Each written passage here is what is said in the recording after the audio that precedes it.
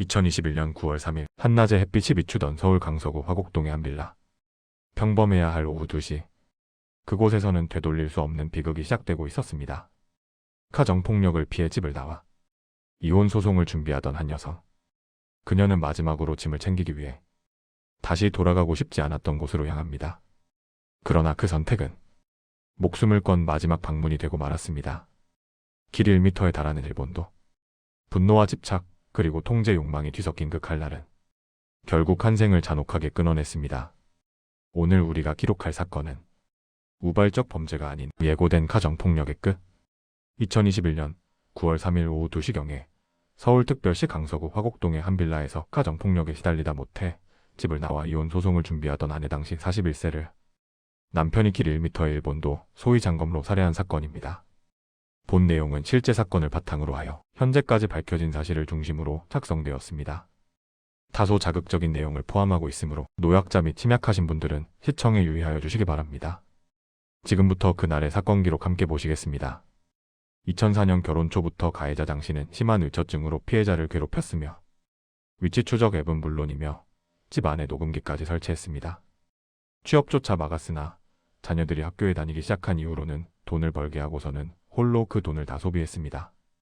2021년 5월 피해자는 이러다 진짜 죽을 것만 같아 아이들에게 더 이상은 버틸 수가 없다고 말하고 아이들은 책만 챙기고 피해자 본인은 몸만 나와 친정으로 도망치듯 나왔습니다.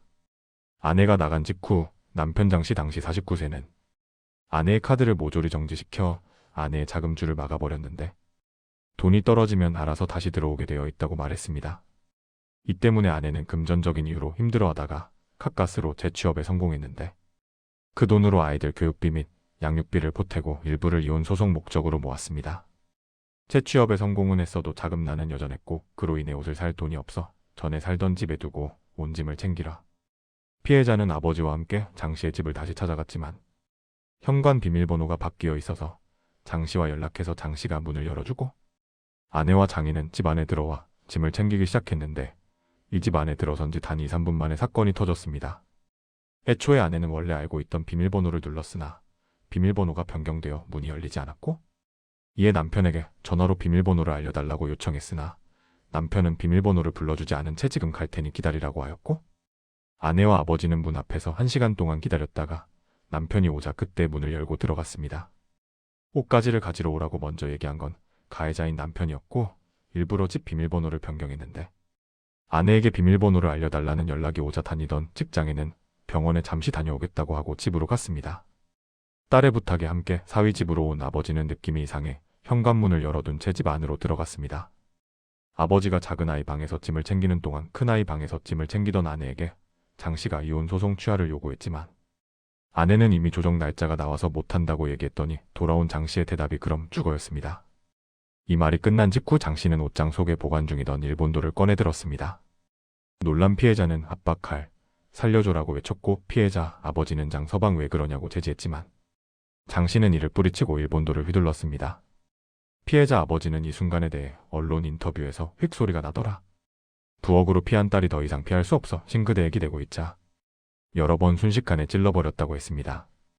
피해자 아버지는 피를 흘리고 쓰러진 딸을 안고 서둘러 빌라 밖으로 피신했고 이 장면이 빌라 앞 CCTV에 그대로 찍혔습니다.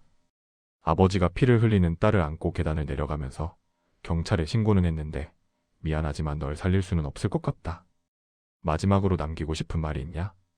고 물었고 피해자는 우리 애들 어떻게 해라는 유언을 남겼다고 전했습니다. 피해자의 아버지는 자기 자식을 눈앞에서 지키지 못했다는 죄책감에 계속 눈물을 흘렸습니다. 이틀 후인 9월 5일 서울 남부지방법원에서 해당 사건의 가해자인 장 씨에게 증거인멸 및 도주 우려가 있다며 구속영장을 발부했고 다음 날인 6일에 장 씨는 체포되어 구속되었습니다. 2021년 9월 10일에 장 씨가 검찰에 송치되었습니다. 2021년 10월 1일에는 장 씨가 구속 상태로 기소되었습니다. 2022년 2월 16일 1심 재판에서 피고인 장 씨에게 징역 20년을 선고했습니다. 이에 피고인과 무기징역을 구형한 검찰이 쌍방으로 항소했습니다. 2022년 9월 20일 2심 재판에서 가해자의 항소를 기각해 장 씨에게 1심의 징역 20년을 그대로 선고했습니다. 2022년 12월 29일 3심 재판에서 장 씨의 상고를 기각해 1심의 형을 그대로 선고하면서 징역 20년이 확정되었습니다. 이로 인하여 2041년 9월 5일 만기 출소하게 됩니다. 유족들이 분노했고 전 국민의 공분을 샀으며 사형 집행을 촉구하는 반응도 많았습니다. 가해자 장 씨는 살인을 저지르고 반성을 전혀 하지 않고 오히려 장인 보고 왜 안 말렸냐며 법정에서 장인을 모욕하기까지 하여 더욱 심한 공분을 샀습니다. 특히 범인인 장 씨가 가정폭력을 마음껏 일삼을 수 있었던 배경이 공개된 것에 가정폭력에 대한 대책이 없다고 비판하면서 제대로 된 대책을 요구하는 여론까지 나왔습니다. 재판에 관해서도 피고인 장 씨가 부모의 이혼 등으로 과거 불우한 어린 시절을 보낸 점 등 피고인에게 유리한 부분만 고려하여 검찰 구형에 비해 낮은 징역 20년이 선고됐다는 비판도 많았습니다. 이 사건은 단순한 살인이 아니었습니다. 도망쳐도 벗어나도 끝까지 따라붙는 폭력의 그림자. 법적 절차를 밟고 있었음에도 피해자는 끝내 보호받지 못했습니다. 가해자는 중형을 선고받았지만 한 생명과 한 가족의 일상은 영원히 멈춰버렸습니다.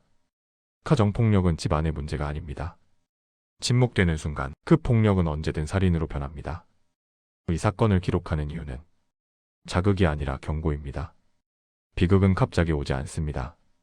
우리가 외면한 신호 끝에서 조용히 그리고 잔혹하게 찾아옵니다. 지금까지 2021년 강서구 화곡동 일본도 살인사건이었습니다. 사건은 끝나도 기록은 남습니다. 다음 기록에서도 함께 해주시기 바랍니다.